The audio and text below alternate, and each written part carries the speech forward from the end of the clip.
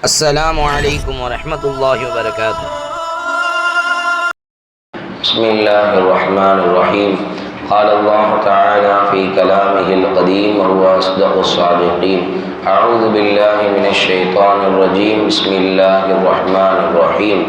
وإن تعدوا نعمة الله لا تحصوها وإن الإنسان ظلوم كفار. صدق الله العلي العظيم. கண்ணியத்திற்குரிய அல்லாஹ்வின் நல்லடியார்களே, அல்லாஹ் அவனுடைய திருவசனத்திலே கூறுகின்றான், وَإِن تَعُدُّوا نِعْمَةَ اللَّهِ لَا تُحْصُوهَا. நீங்கள் அல்லாஹ்வினுடைய அருட்கொடையை எண்ண நினைத்தால் லா துஹ்ஸூஹா, அதை எண்ணி முடிக்க முடியாது.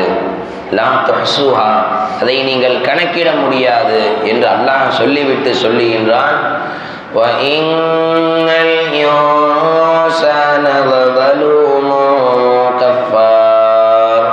நிச்சயமாக மனிதன் நன்றி கெட்டவனாக அநியாயக்காரனாக இருக்கின்றான் என்று அல்லாஹ் சொல்லுகின்றான். அல்லாஹ் ஃபர்ஸ்ட் என்ன சொல்றான்? நான் அளவு கடந்த அருட்கொடைகளை கொடுத்திருக்கின்றேன். எந்த அளவிற்கு கொடுத்திருக்கின்றேன்? அவனால் எண்ணி முடிக்க முடியாது. அந்த அளவிற்கு அருட்கொடைகளை கொடுத்திருக்கின்றேன். ஆனால் அவன் நன்றி கெட்டவனாக இருக்கின்றான், நன்றி மறந்தவனாக இருக்கிறான், அநியாயக்காரனாக இருக்கின்றான் என்று அல்லாஹ் கூறுகின்றான்.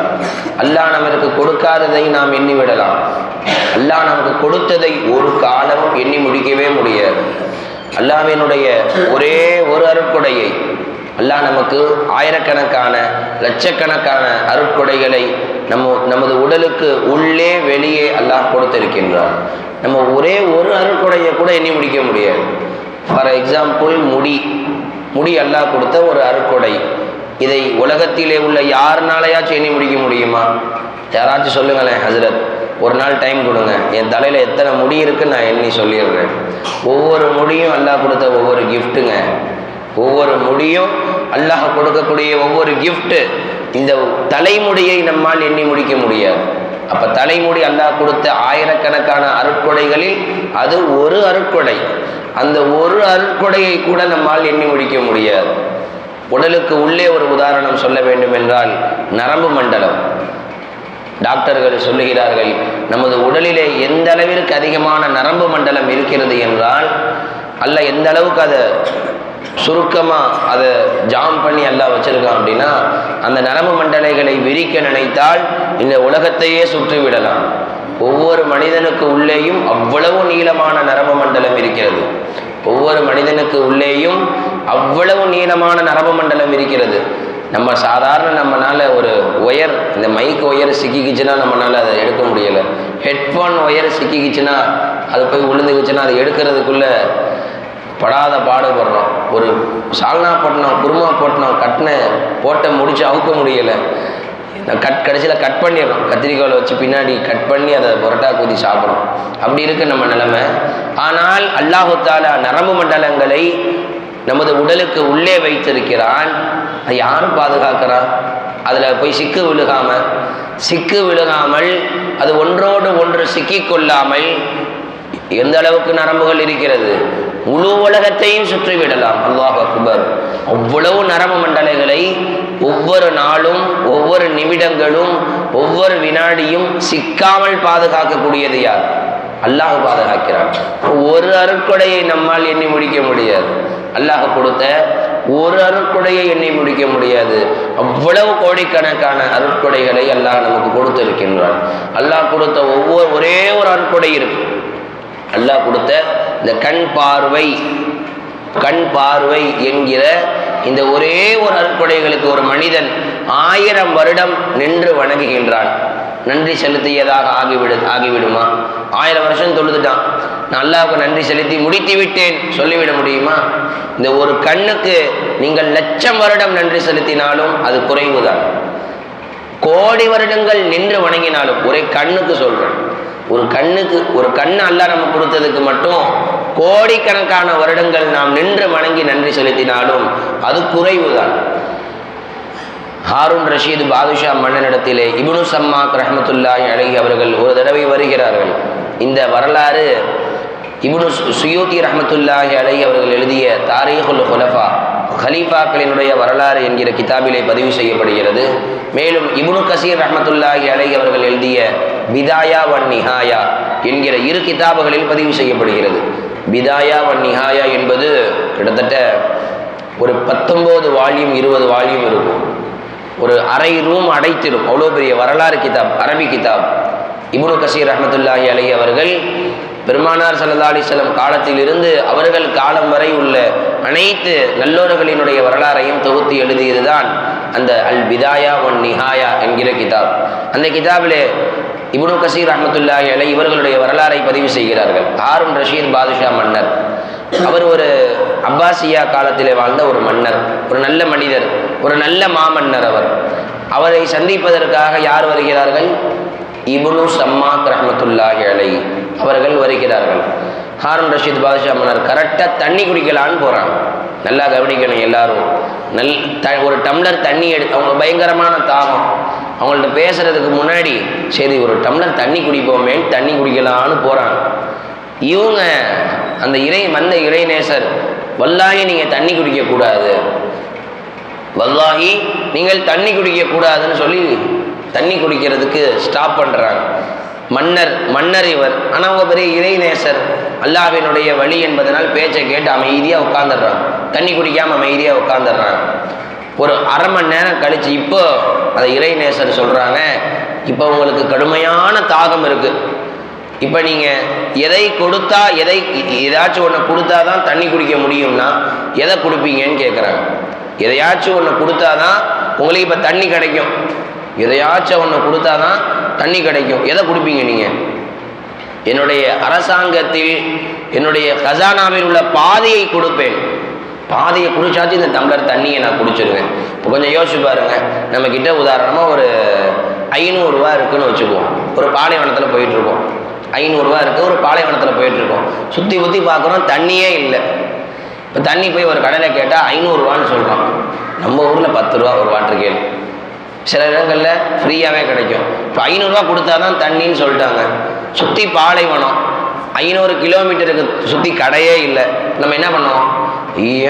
தண்ணியெல்லாம் குடிக்க வேணாம்ப்பா, 500 ரூபா போனால் வராது அப்படின்னு விடுவோமா, இல்லை 500 ரூபா கொடுத்து தண்ணியை வாங்கி குடிப்போமா? 500 ரூபா கொடுத்து வாங்கி குடிச்சிருவோம். அதே தான் அந்த மன்னரும் சொல்கிறாரு, என்னுடைய அரசாங்கத்தில் பாதியை நான் கொடுத்து அந்த தண்ணியை வாங்கி குடிச்சிருவேன் அப்படின்னு சொன்னார். சரி இப்போ குடிங்க அப்படின்னு குடிக்க சொல்லிட்டாங்க. இப்போ அந்த மன்னர் தண்ணி குடிக்கிறாங்க. ஒரு மணி நேரம் கழித்து அந்த மன்னருக்கு பீஷா போகிறது. கொஞ்சம் ஒரு நிமிஷம் விட்டிங்கன்னா நான் பீஷா போயிட்டு வந்துடுவேன், என் பீஷாப்னா போகக்கூடாது, பீஷாப்னா போகக்கூடாதுன்னு நிப்பாட்டுறாங்க. ஒரு அரை மணி நேரம் கழித்து பயங்கரமான கடுமையான எரிச்சல். சொல்லுவாங்களா இல்லையா, கோபத்தை கூட அடக்கிடலாம், ஆனால் பீஷாப் அடக்க முடியாது. இந்த மாதிரி கடுமையாக பீஷாப் அவசரமாக வருது அவங்களுக்கு. இப்போ கேட்குறாங்க, நீங்கள் எதையாச்சும் கொடுத்தாதான் பீஷா போக முடியும்னா எதை கொடுப்பீர்கள்? அவங்க சொன்னாங்களாம், என்னுடைய முழு அரசாங்கத்தை கொடுத்தாவது நான் பீஷா போயிட்டு வந்துடுவேன். ஏன்னா அன்பர்களே, இது சாதாரண விஷயமா பீஷா போகிறது? போய் பாருங்கள், ஆஸ்பத்திரியில், காவேரி ஆஸ்பத்திரிலையும் பெரிய ஆஸ்பத்திரிலையும் போய் பாருங்கள், கிட்டத்தட்ட 100க்கும்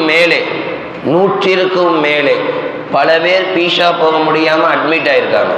இங்கே நம்ம சலாமத்தாக உட்காந்துருக்கோம். இப்போது ஃபஜருக்கு முன்னாடி சலாமத்தாக பீஷா போயிட்டு வந்திருக்கிறோம். அல்லாஹ்வினுடைய அருட்கொடை இல்லையா அது? எத்தனை பேர் போய் ஆஸ்பத்திரியில் பாருங்கள், காவேரி ஆஸ்பத்திரிலையும் பெரிய ஆஸ்பத்திரிலையும் சுற்றி எத்தனை மருத்துவமனைகள் இருக்கிறது. ஒரு வார்டில் 200 பேர் இருக்காங்க. ஒரு வார்டில் 200 பேர் டயாலிஸ் பேஷண்ட். சிறுநீர் கழிக்க முடியாமல் ஒரு சொட்டு பீஷா போகிறது உயிர் போகிற மாதிரி வலி வலிக்கும், உயிர் போகிற மாதிரி வலி வலிக்கும். அவங்களுக்கு எல்லாம் டாக்டருங்க என்ன தெரியுமா சொல்லுவாங்க? அவங்க விருப்பப்பட்டபடி தண்ணி குடிக்கக்கூடாது, ஒரு டீஸ்பூனில் தான் தண்ணி குடிக்கணும், ஒரு டீஸ்பூனில் தான் தண்ணி குடிக்கணும். ஏன்? நிறைய தண்ணி குடித்தா நிறைய பீஷா போகிறோம். அவங்களுக்கு ஒரு சொட்டு பீஷா போகிறது உசுறு போகிற மாதிரி வலி வலிக்கும், பீஷா வராது. ஆப்ரேஷன் பண்ணி தான் பீஷாவே எடுப்பாங்க. 2 நாளைக்கு 3 நாளைக்கு ஒரு வாட்டி, வாரத்தில் 2 நாள் 3 நாள் ஆப்ரேஷன் பண்ணி தான் பீஷா எடுப்பாங்க. அல்லாஹ் நம்மளுக்கு அப்படியே வச்சிருக்கிறான், சலாமத்தாக வருது, எந்த விதமான சிரமமும் இல்லாமல், எந்த விதமான கஷ்டமும் இல்லாமல் அது சலாமத்தாக வெளியாகுது. அந்த ஹாரூன் ரஷீத் பாதுஷா மன்னர் சொன்னாராம், என்னுடைய மொத்த அரசாங்கத்தை கொடுத்தால்தான் என்னால் இப்போ பீஷா போக முடியும்னா நான் கொடுத்துருவேன், வேற என்ன பண்ணுறது? இது இப்போ போய் ஆகணுமே, உடம்புலே இருந்தால் அது எனக்கு வியாதி, எனக்கு அது மிகப்பெரிய சிரமம், ஃபுல்லாக கொடுத்தாச்சும் நான் போயிட்டு வந்துடுவேன்னு சொன்னாங்களாம். அப்போ இப்னு சம்மாக் ரஹ்மத்துல்லாஹி அலைஹி கடைசியாக சொன்னாங்களாம், நீங்கள் பீஷா குடிச்சிட்டு தண்ணியை குடிச்சிட்டு பீஷா போகிறதுக்கு இந்த மொத்த அரசாங்கமும் அர்ப்பணம் என்றால் அல்லாஹ் உங்கள் உடலுக்கு உள்ளே வெளியே எத்தனை அருட்கொடைகளை கொடுத்திருக்கின்றார். இந்த தண்ணி குடிச்சு பீஷா போறதுக்கே மொத்த அரசாங்கமும் அர்ப்பணம் என்றால், தியாகம் செய்ய வேண்டும் என்றால், உச்சந்தலையிலிருந்து உள்ளங்கால் வரை சர்சே சராபாக், தலையிலிருந்து கால் வரை அல்லாஹு அக்பர், எத்தனை அருட்கொடைகள்.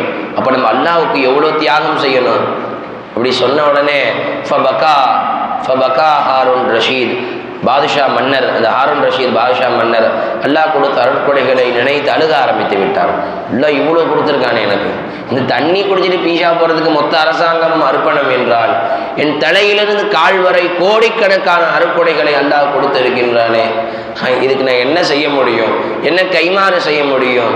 இஸ் கரம் கா கரு ஷுக்ர் கைசே அதா Joe garam முஜ்பே yeah Allah, is கரம் கா கரு, இவ்வளவு அருட்கொடைகளை கொடுத்திருக்கிறாயே, ஷுக்ர் கைசே அதா, எப்படி அல்லாஹ் நான் நன்றி சொல்றது, இதுக்கு எப்படி கைமாறு செய்ய முடியும் என்னால். என் தலையை நம்ம தொழுதுட்டோமே, கைமாறு செஞ்சதாயிருமா இது? நம்ம 2 ரக்காய் தொழுதோமே, இப்போ அல்லாஹ் நம்மளுக்கு கொடுத்த தலையிலிருந்து கால் வரைக்கும் கொடுத்த எல்லா அருட்கொடைகளுக்கும் இந்த 2 ரக்காயத்தை நன்றி ஆயிருமா, தேங்க்ஸ் சொல்ல மாதிரி ஆயிருமா? ஒரு 10 ரூபா கொடுத்துட்டா பல்ல இழுக்கிறான், 100 ரூபா கொடுத்துட்டா பார்க்கும் போதெல்லாம் சலாம் சொல்கிறான். அல்லாஹ் நம்மளுக்கு 100 ரூபாயும் 1000 ரூபாயும் லட்ச ரூபாயுமா கொடுத்தான். இந்த ஒரு கண் பல கோடிகளை விட உயர்ந்தது, ஒரு கண் பல கோடிகளை விட உயர்ந்தது. முடி ஒட்டுறதுக்காக சில பேர் லட்சங்களை செலவு செய்கிறாங்க. முடி இல்லைங்க என் தலையில், அதை ஒட்டுறதுக்காக போய் ஆஸ்பத்திரியில் லட்சங்களை கொட்டுகிறார்கள். அல்லாஹ் கொடுத்த ஒவ்வொரு அருட்கொடையும் பல கோடிகளை விட மேலானது, பல லட்சங்களை விட மேலானது.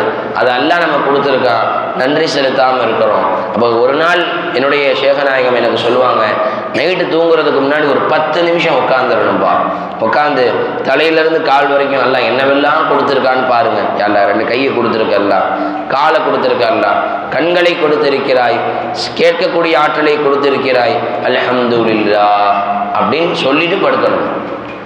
அல்லாஹ்வுக்கு நன்றி செலுத்திய நிலையில் படுப்பவன் தான் உண்மை முஸ்லிம். இன்னைக்கு நிறைய பேர் தூங்கும்போது அல்லாஹ்வின் மீது வருத்தத்தோடு உறங்குகிறார்கள்.